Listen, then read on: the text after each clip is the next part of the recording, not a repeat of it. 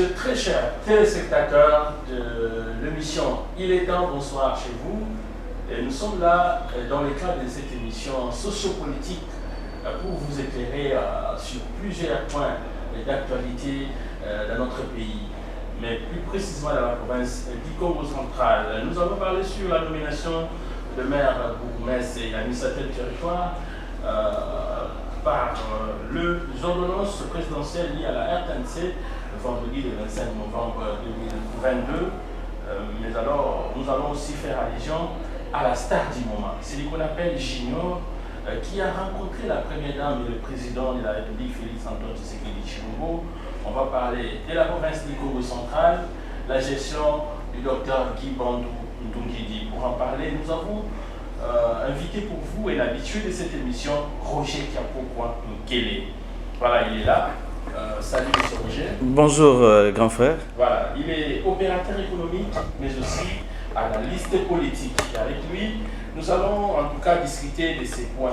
Mais on va mélanger un peu M. Roger. Ok. Alors, d'entrée de jeu, parlons un peu de la SNEL, qui a, en tout cas, il y a eu une panne depuis le dimanche soir, vers 1h, où il y a eu interruption à Matadi, mais aussi à Boma, dans tous les bas-fleuves. Il n'y a pas de courant et la régie des eaux est incapable de servir la population de l'eau potable. Vous, en tant que quelqu'un qui fait des analyses, qu'est-ce que vous pouvez dire quant à cette situation? Merci beaucoup, M. André. Ça fait quand même un bail que je suis venu dans l'émission Bungé pour venir un peu parler de notre quotidien. Défi qui est tellement que nous avons du mal de fois à structurer peut-être couper ça également initiative. C'est vraiment important. Par rapport à l'actualité depuis cela 3 jours, si je ne me trompe pas, bon, peut-être 2 jours au max, depuis le samedi, je crois, où il y a eu interruption avec l'histoire de l'électricité. Pratiquement, c'était vers 1h. D'ailleurs, j'étais encore au salon et tout d'un coup, tout m'a tadi dans le noir. Bon, je me suis posé des questions. Bon, ça arrive parce qu'il pleuvinait un peu. Je me suis dit, bon, peut-être ça peut être l'occasion ou bien peut-être la cause de cette interruption. Le matin, je me réveille, toujours rien. Et j'essaie de demander à un ami électricien qui est au niveau de la SNEL. C'est lui qui m'informe qu'ils ont une panne. Lui d'ailleurs me parlera au niveau de Pozo. Mais apparemment, ce n'est pas un Pozo, c'est Inga. Bon, je ne sais pas trop. Et je ne maîtrise pas trop le fonctionnement de la SNEL, vu que je ne suis pas de la boîte également. Mais du moins, par rapport aux informations que nous avons, des fois dire honte, peut-être que ce sont des histoires qu'on a l'habitude. Ce qui est habitué ne fait plus peur, ne fait plus honte. Donc des fois, pour en parler davantage, peut-être on doit quand même être réticent. Mais du moins, SNEL, Mambora Ramé ou Masala, abonné que vous dire roi avec, comme on le dit. Le client est roi, mais on ne l'est plus. On est devenu esclave. Donc, c'est-à-dire, on dépend maintenant de la SNEL. Au lieu que la SNEL puisse dépendre des abonnés. Bon, c'est tout à fait normal, on doit dépendre de la SNEL. Pourquoi? Parce que la SNEL doit mettre des moyens appropriés pour que ses abonnés soient servis. Mais du moins, bon, ils ont ni chaud ni froid. Donc, ils sont là, ils nous observent. Nous aussi, on les observe. Donc, qui observe qui, on ne sait pas. Mais du moins, c'est une honte de voir que Matadi, la province du Congo central, le chef-lieu, Matadi, et une partie du bas-fleuve également est dans le noir, où bon, il y a des urgences. Il y a aussi... bon, lorsque j'ai appelé même l'ami, il me dira « Ah, mon cher, donc pour dire déjà que si les gens commencent déjà à prendre des exemples de l'Ukraine, donc ça prouve qu'ils nous mettent également dans la guerre. Donc, comme si on était dans une situation de guerre. Bon, faisons avec. Nous donnons un coup de chapeau à la SNEL, qu'ils fassent quand même, qu'ils améliorent, au lieu qu'on leur taquine aussi des fois, mais qu'ils améliorent, qu'ils essaient d'améliorer leur système pour que les abonnés soient servis et puis satisfaits. Alors, quelle solution? Parce que ce sont les mêmes pleurs, ce sont les mêmes réclamations. Qu'est-ce que vous, en tant qu'opérateur économique, analyste politique, vous pouvez donner comme idée pour cette grande société, la SNEL? Il y en a qui pensent qu'il faut essayer de la privatiser et les changements vont venir. Bon, moi je préfère qu'on puisse privatiser SNEL, même la régie des eaux, c'est très important. Pourquoi? Il y a un fléau qui règne chez nous actuellement, nous le savons tous, l'histoire des surfacturations. C'est ce qui tue l'État congolais. Où il y a même le président l'a soulevé lors de l'histoire de 100 jours avec Vital Kamerhe en disant par rapport à la commission, machin, tout ça, oui, il y a la commission qu'ils perçoivent là, dont tu l'as nommé contre-commission ou quoi. Ça va venir. Donc, pour dire déjà que c'est une routine, les gens ont pris l'allure. Pourquoi? Parce que même le président l'a soulevé. Donc, pour dire déjà que c'est mieux de privatiser, on verra les choses un peu... La rétrocommission. La rétrocommission, voilà. Donc, pour dire que les difficultés, tellement qu'il y a certaines choses, c'est devenu normal. Parce que, en vrai dire, le président ne peut pas soulever ces points de la rétrocommission. Hein, c'est tuer l'État, comme nous avons l'habitude de le dire. Mais du moins, c'est le président qui l'a soulevé. Bon, que faire en tout cas? Donc, c'est quelque chose qui doit également penser. On doit penser à privatiser la SNEL, je préfère, en premier lieu. En second lieu, mettre également des services compétents et des personnes, un personnel compétent. Mais la régie des eaux et la SNEL, ce sont deux services distincts. Ils sont totalement différents. Oui. Mais lorsque nous observons, quand il y a coupure du courant, mais on sent aussi, de l'autre côté, la régie des eaux est incapable de nous desservir de l'eau potable. Est-ce que vous, en tant que quelqu'un qui est dans... vous êtes opérateur économique, qu'est-ce que vous pouvez proposer à la régie des eaux? Parce que jusqu'aujourd'hui, on voit comment la population se démène pour aller chercher de l'eau potable. Bon, c'est une deuxième honte en tout cas, pour les deux services. Moi, j'aurais souhaité, parce que souvent, c'est la régie des eaux a l'habitude de condamner son ami, son partenaire, qui est la SNEL, par rapport aux difficultés, par rapport aux fournitures d'électricité, par rapport à ses moteurs et autres. Mais la régie des eaux peut avoir des alternatives, parce que nous, par exemple, si on a du courant actuellement, on a des alternatives pour cela. Hein, on a un panneau solaire au-dessus, on a un groupe électrogène à l'extérieur. Bon, moi, je suis un particulier, je ne suis pas quand même l'État congolais qui peut débourser des grosses sommes pour la régie des eaux. Il y a quand même du paquet qui entre à la régie des eaux. Hein? S'il faut voir des entreprises commerciales, comme ils ont l'habitude de taxer, un forfait, disons un paiement domestique, vous trouverez par exemple aux alentours de 400, 500, 600 francs congolais par mètre cube. Mais avec des commerciales, on est dans des 5 000, 4 000, 5 000 par mètre cube. C'est beaucoup d'argent. S'il faut faire des estimations, bon bref, je n'entre pas trop en détail pour ne pas trop exagérer. Mais du moins, l'argent qui entre dans la caisse de l'État, si ça servait vraiment à la population, nous n'aurons pas ces problèmes. J'ai balancé une photo dernièrement par rapport à ce qui était en 1960 dans notre pays et ce qui est devenu aujourd'hui notre pays. Mais on a vu là où la Coupe du Monde est en train de se dérouler, à Doha. Doha, c'est le désert. On a connu Doha comme un désert. Mais actuellement, vous regardez des stades, tout ce qu'ils ont aménagé. En dehors de Doha, s'il faut prendre également Dubaï, nous connaissons l'histoire. Mais par contre, c'est notre pays qui doit avoir cette chance de maintenir ou bien de stabiliser ou bien de croître même les activités dans ce sens. Mais c'est le contraire. Là où il y a le désert, il y a des choses qui se créent. Mais là où il y a l'abondance, c'est l'inverse. C'est quoi? Qu'est-ce qui est dit? C'est quoi la cause? C'est la mauvaise foi de l'État congolais, c'est-à-dire pas l'État congolais, mais du moins c'est le personnel qui nous sont en train de nous encadrer et qui sont en train de prendre des décisions, entre autres, je dirais pas XY, mais du moins, c'est l'ensemble, c'est l'État congolais.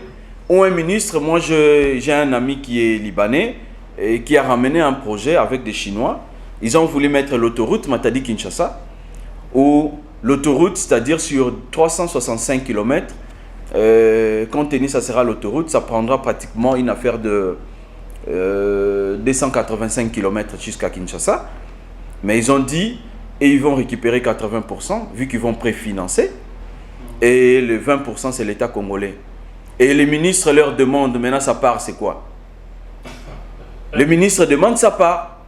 Donc pour dire qu'aujourd'hui, si on doit commencer ou bien continuer avec des rétrocommissions, et je me demande, l'IGF avait de l'ampleur au départ, mais qu'en est-il de l'IGF aujourd'hui? Ils sont dans le bureau, ils sont en train de manigancer des histoires également. Bon, je n'entre pas trop en détail aussi, peut-être pour ne pas être poursuivi peut-être ou quoi, mal compris ou bien avoir des poursuites peut-être les jours au lendemain. Mais dis-moi, l'IGF fait quoi actuellement? Hein? Il y avait des mouvements, il y avait des turbulences avec l'IGF. Oui, ça nous a aidé, ça a remonté quand même la pensée de la population pour avoir une idée, dire que les choses vont changer. Voilà, mettons quand même un terme à ces dossiers de la SNEL et de la Régie des eaux pour parler de l'actualité. Comme vous le savez, chers téléspectateurs, c'est depuis le vendredi 25 novembre que nous avons tous suivi à la RTNC, la chaîne officielle, les nominations de maires, bourgmestres et des administrateurs de territoire. Et par les ordonnances, bien sûr, signées par le président de la République, Félix Antoine Tshisekedi Tshilombo.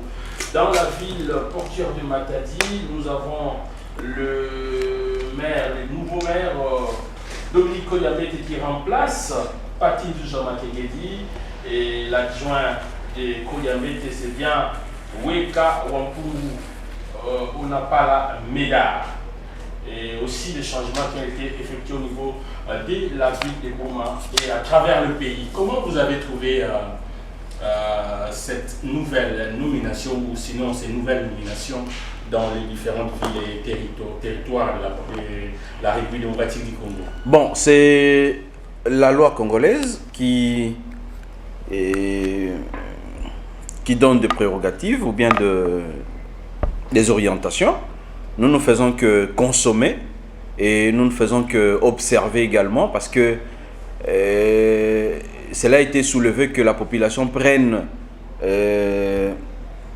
ses propres décisions. Pourquoi? Parce que déjà par rapport à la ville de Matadi, nous connaissons mieux. Patin Djouz a fait quelque chose, nous devons quand même être reconnaissants.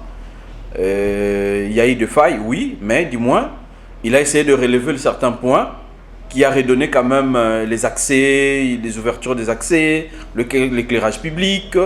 D'un côté également stabiliser peut-être quelque part 2-3 coins par rapport également à l'insécurité qui régnait. Et c'est quand même encourageant. Mais on doit comprendre aussi que, comme en Kikongo, bien Lingala, on dit que quitte à l'État, bachara kolte. Donc il y a que lobby baroba lango pokwei, parce que ce col les aramènes babaoli rokoyate. Nous avons vu, bon, on l'encourage quand même et on le félicite, il a fait de grandes choses. Kodi également qui est venu, bon, moi je ne maîtrise pas trop, je ne le connais pas exactement, mais j'apprends que c'est un Matadien. Si c'est un Matadien, il connaît le défi de Matadien, alors qu'il essaie un peu de renouer là où Pati a eu du mal peut-être à maîtriser. S'il a cette capacité, tant mieux, mais s'il peut avoir aussi cette possibilité d'approcher Pati, parce qu'il y avait des points où Pati avait la possibilité de maîtriser, et entre autres des Koulouna de la ville, entre autres également certains coins où il y a pas trop l'insécurité, mais aussi des difficultés routières, entre autres des embouteillages de gauche à droite, là aussi on doit se le dire. Mais bon, quand bien même il s'est concentré beaucoup plus au niveau de la cité, Mais il y avait des routes, par exemple, entre Dorcas, Voidou, 24 novembre. On peut quand même également soulever certains coins. Mais dis-moi s'il avait tenu compte de cela aussi, parce qu'on regarde beaucoup plus le flux. Là où il y a plus de circulation, il faut tenir beaucoup plus compte également. Voilà. Alors, Patinzo Jean-Makengue est à la tête de la ville de Matadi depuis 2017. On se souviendra comment il est parvenu. Jean-Makengue Idio est parti ils n'ont même pas passé la remise et reprise avec son prédécesseur. Et on l'a vu diriger, mais déjà le lendemain de cette nomination du nouveau maire, Dominique Odiabete, on a vu Patinzouzi qui avait déjà l'idée d'organiser une marche pour le soutien des FRDC. Et Pati a drainé une foule. Les gens, en tout cas plusieurs, ne veulent pas voir Patinzouzi partir. Vous êtes de ceux-là où vous voulez quand même que Pati puisse aussi se reposer? Bon, peut-être qu'il s'attendait à faire plus que ça. Et vu qu'il n'a pas fini ses chantiers, peut-être c'était ça l'idée de la population. Mais bon, l'État en a décidé autrement. Et je trouve qu'il était temps également qu'il parte.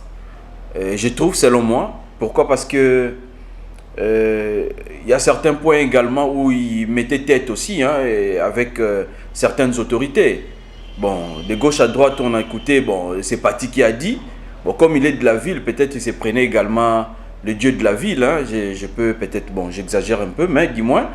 Il exagérait un peu dans certains... Exagérer en quoi? Lui, il a fait son travail, non? Oui, il a fait son travail, on connaît Pati. Des fois, il arrivait dans des coins où vous sentez que Pati est là. Pourquoi? Parce que c'est lui qui veut faire la loi. Bon, c'était une façon aussi de... C'était sa façon de voir les choses. Mais nous sommes quand même reconnaissants. Pourquoi? Parce qu'il a mis en place certaines routes. Ne nous voilons pas la face. D'un côté, avant peut-être qu'il commence à entreprendre des routes, on a connu l'histoire de Koulouna, où certaines autorités de la ville également l'appelaient pour aller calmer ses enfants. Donc pour dire déjà, apparemment, c'était sa milice. Bon, entre parenthèses, je peux pas quand même, je me réserve dans ces sens. Pourquoi? Parce que je peux pas quand même me prendre des ailes. Je dis ce que les gens rencontraient. Donc... Non, qu'est-ce que les gens rencontraient? Les gens rencontraient que le Koulouna, c'est Patinzouzi qui l'a géré. C'est ce que les gens rencontraient. Mais Patinzouzi, quand même, qu'on se le dise, il a donné du travail à certains jeunes qui on a vu qui étaient des délinquants. Et grâce au travail que Pati a essayé de les encadrer, et on a vu plusieurs d'entre eux se calmer. Je n'ai pas dit le contraire. Je crois avoir félicité Pati en disant qu'il a fait grande chose. Parce qu'en dehors de ces jeunes-là, il a également créé certaines entrées au niveau de la ville de Matadi. Entre autres des taxations avec des conteneurs, entre autres également des chargements illicites de gauche à droite. Il a créé certaines choses également. On doit quand même le féliciter. Mais dire contraire, non. Bon, on voit ce qui se disait. Ou bien, on a entendu ce qui se disait. On doit quand même analyser, faire la part des choses également. S'il a fait de bonnes choses, on le félicite. Mais s'il y a eu des points, des zones d'ombre, où il était auteur ou bien derrière ces malfrats, on doit quand même également le dire. On ne peut pas quand même garder une partie et puis il est avec nous. Peut-être prochainement il va revenir. On a connu des gouverneurs revenir et pourquoi pas lui. Il peut aussi revenir. Voilà, vous avez parlé de faiblesses, de failles de Patinzouzi Jean-Makengue concernant sa gestion dans la ville portuaire de Matadi. Est-ce qu'on peut en connaître? Vous avez félicité Pati, la sécurité, il a essayé de la maîtriser. Vous avez parlé également des routes, de la lumière publique. Mais quelles sont les failles que vous avez constatées dans la gestion de Patinzouzi Jean-Makengue et que donc son prédécesseur doit éviter, c'est lui qui vient après lui? Déjà, moi, je vais soulever le point de Djalelo. Nous connaissons ça. Le point est en train de battre campagne. Nous ne comprenons pas. C'est les nouveaux styles de la ville ou bien du pays, où il y a des dialogues qui doivent courir de gauche à droite. Déjà ces points-là, et qu'il essaie un peu d'éviter de personnes mal intentionnées. Paty était encadré, ou bien peut-être il était entouré de personnes mal intentionnées également. Et par rapport aux failles, si possibilité, je vis également, il a initié des équipes sur terrain pour essayer d'équilibrer ou bien d'épauler également la PCR par rapport à la circulation et autres. C'est une faille? Non, c'est très important, je ne dis pas que c'est une faille, mais seulement ils sont en train de prendre également l'allure des mendiants policiers. Pourquoi? Parce que nous comprenons que nos policiers... Ils aussi demandent l'argent? Ils ont commencé avec cette allure. Ils ont commencé. Alors pour dire que Paty Nzuzi a voulu créer une unité de soutien, ou bien peut-être pour aller compenser le besoin avec nos roulages. Nous savons, avec leur maigre salaire, ils ne peuvent pas subvenir aux besoins de leur maison. C'est ainsi, ils recourent des fois aux besoins également des chauffeurs taxi, de personnel qui passent, pour essayer un peu de donner du poids dans ce sens. Bon, c'est une faiblesse d'un côté avec notre police, là on doit se le dire aussi, mais donnons quand même du courage à l'État congolais. Voilà, chers téléspectateurs, nous rappelons que nous recevons M. Roger Kapokwa, qui est opérateur économique et analyste politique. À travers cette émission, il est temps, en tout cas c'est un homme qui vient nous éclairer sur plusieurs points, plusieurs sujets que nous proposons à travers cette émission, il est temps. Alors, Paty Nzuzi fait peur parce que les élections approchent et pour certains, le chef de l'État aurait en tout cas laissé Paty Nzuzi soit, que Paty Nzuzi puisse continuer à travailler parce qu'il est aimé par la population matadienne. Et vous ne pensez pas que Paty Nzuzi, quand même, c'est quelqu'un qui va faire peur pendant les élections en 2023 dans la ville de Matadi? Bon, déjà comprenons que le rôle d'un député, nous le connaissons tous, étant intellectuel, nous le connaissons. Donc je pense qu'il va faire peur à qui? Je ne sais pas, point d'interrogation. Il est maître, avocat, il a fait les droits. C'est quelqu'un qui a appris et on a senti l'essence d'organisation par rapport à la gestion de la ville de Matadi. N'a-t-il pas tous ces critères pour quand même qu'il soit voté plus tard? Bon, vous me l'apprenez en tout cas, je n'étais pas au courant que Paty Nzuzi était maître avocat. Si vous le prenez dans ce sens en disant qu'il est maître avocat, je ne pense pas. L'objectif d'une bonne gestion dans la province ou bien dans la ville de Matadi, oui, ça ne dépend pas d'un maître ou non plus peut-être d'un opérateur économique ou quoi que ce soit, mais seulement celui qui a de la volonté, de l'amour et du talent. C'est un talent, il a redonné à la population, mais faire peur peut-être c'est exagéré. Nous connaissons que Paty Nzuzi a créé, a mis des initiatives en place pour essayer un peu de redonner la ville. Ne fait-il pas peur à l'honorable Thomas Mundele? Loin de là. L'honorable Thomas Mundele aussi est aimé par la population. Vous ne voyez pas que... Bon, aucun jour vous écouterez que l'IGF est venu contrôler l'honorable Thomas Mundele dans sa gestion. Mais par contre, Paty Nzuzi, il a voulu l'être. Il avait écouté déjà des rumeurs en disant que l'IGF allait passer. Donc, l'honorable Thomas Mundele peut se réveiller du jour au lendemain et dire, bon, ok, je me mets à mettre un deux pinés quelque part, ou bien peut-être créer une route quelque part. Il a l'habitude de le faire, vous le savez. Quand bien même c'est remblé juste, mais du moins, ça donne accès à plusieurs et beaucoup en félicitent en tout cas.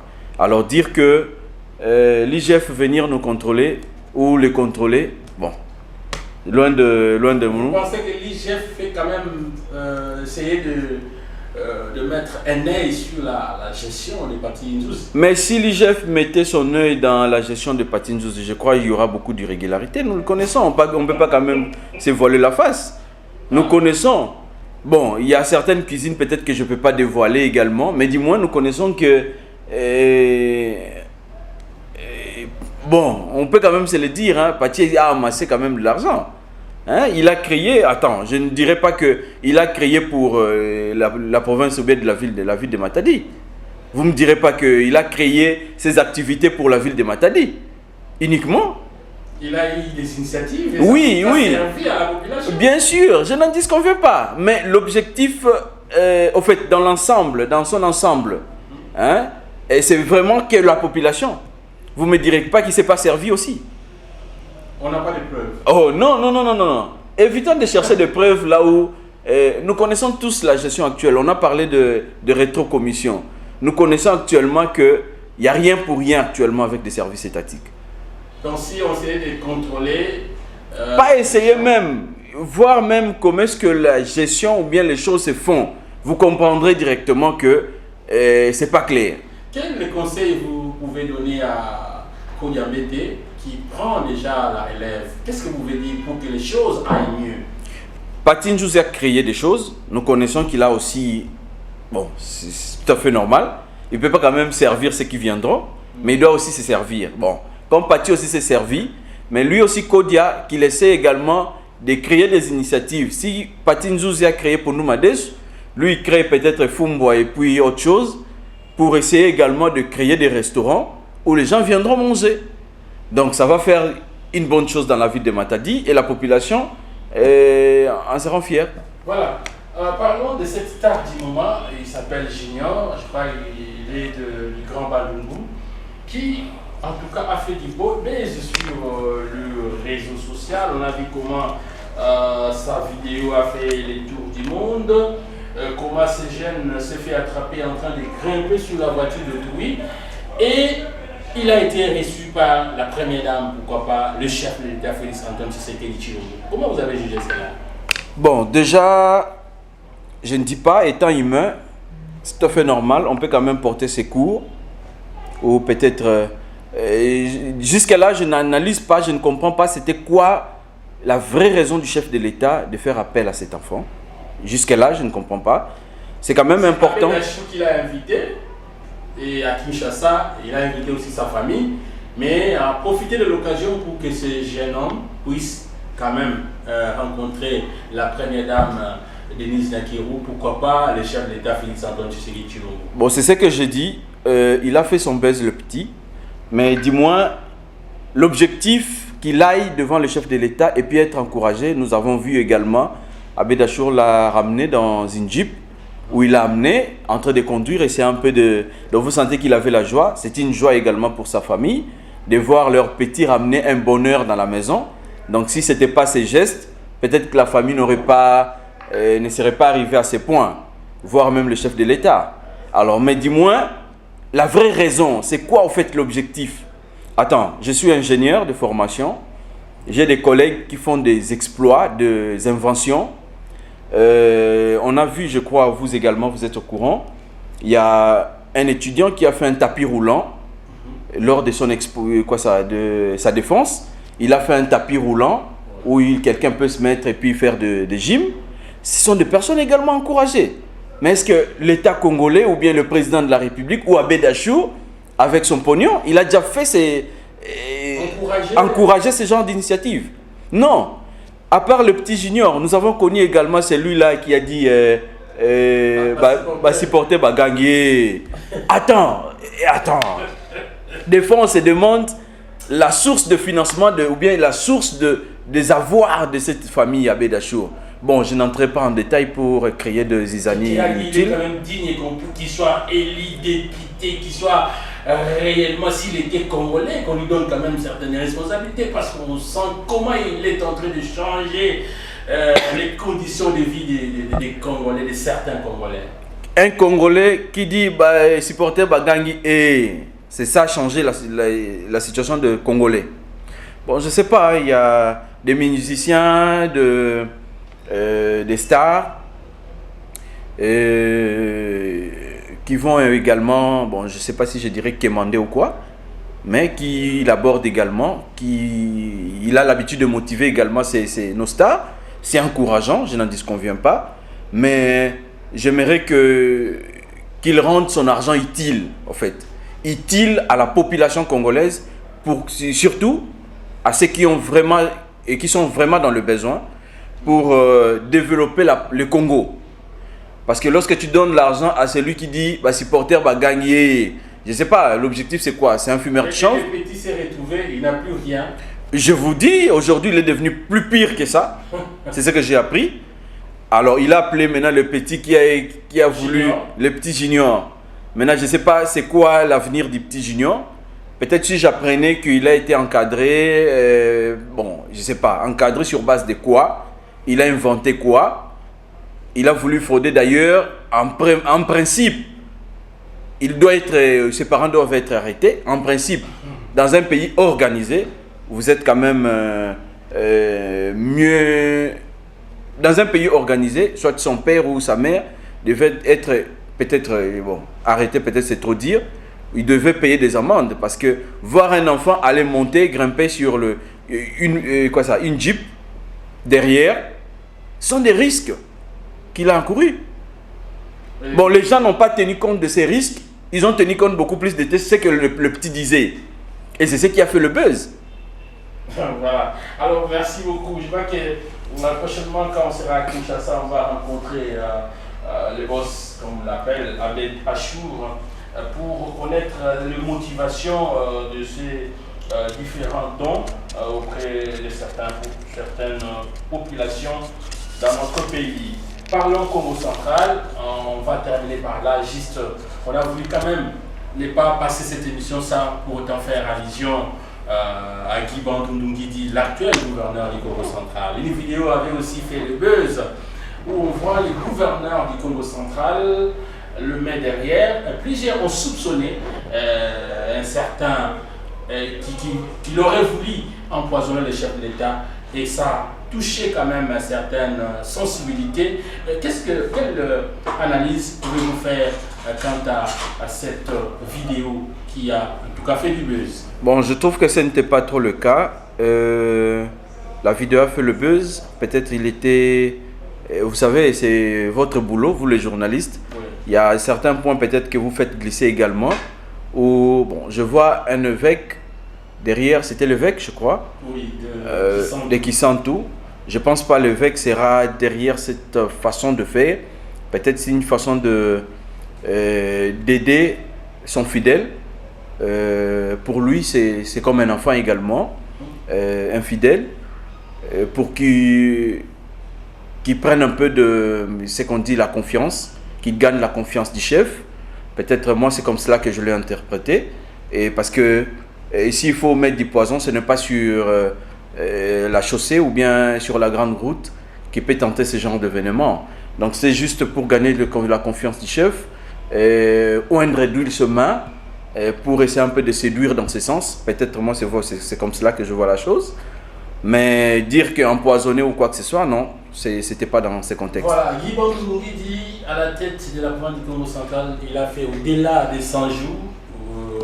Vous avez connu Atouma et tant d'autres qui ont dirigé. Alors, qu'est-ce que vous pouvez dire déjà? Y a-t-il espoir que les choses changent dans cette province sous le règne, bien sûr, du docteur Guy Bandundungidi? Bon, l'expression espoir, je crois... Déjà au départ, lorsqu'il est venu, on s'est dit qu'on espère quelque chose, on espère du changement. Mais je crois que vous avez connu aussi une publicité qui passait souvent avec Skol et Primis, où il y a le réalisateur, ou bien peut-être c'est lui qui jouait la scène, a tamponné une marmite qui était là, qui était sur le feu, où on était en train de préparer, mais le réseau bélaté. Donc la nourriture était toujours là, en train de traîner. Et le monsieur est venu avec sa charriette, son chariot, et tamponner la marmite pour dire que le réseau bélaté, ce que Gobé la quand. Qu'est-ce que vous voulez dire par là? Donc ce que je veux dire par là, nous avons entendu les 100 jours. Les 100 jours nous a fait naître un bouquet. Donc on se demande si on doit seulement s'accrocher à la propriété. Oui, c'est primordial, nous avons vu, ils ont arrangé des caniveaux,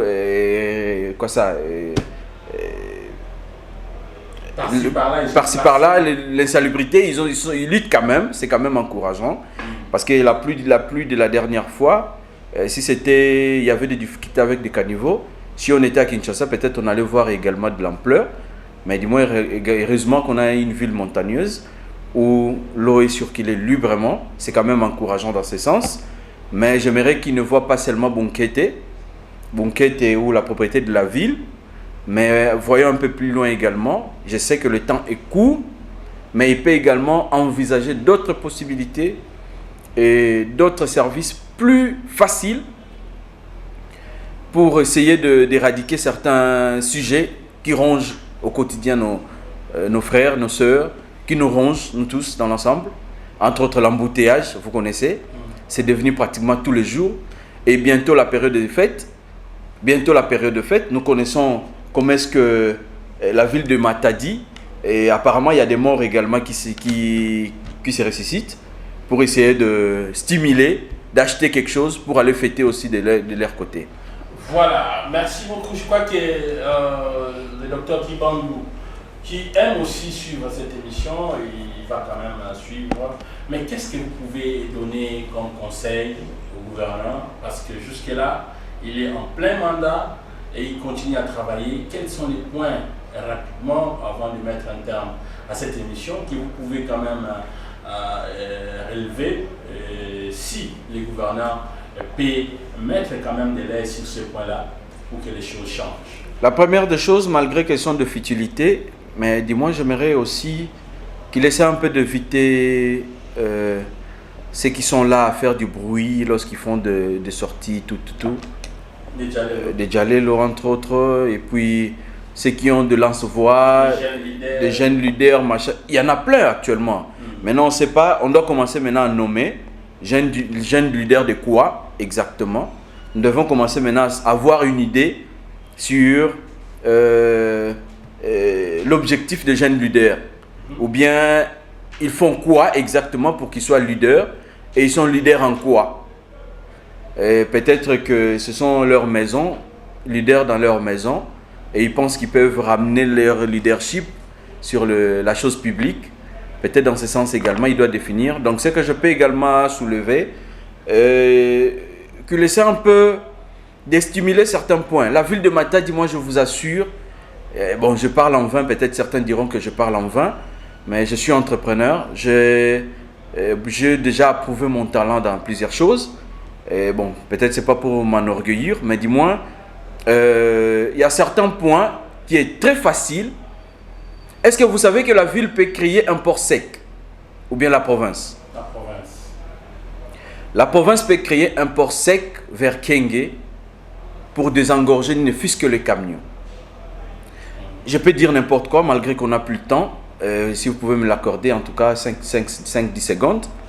La ville peut ériger un port sec vers Kenge et l'acheminement des conteneurs avec le port de l'SCPT. L'SCPT récupère l'ONATRA récupère avec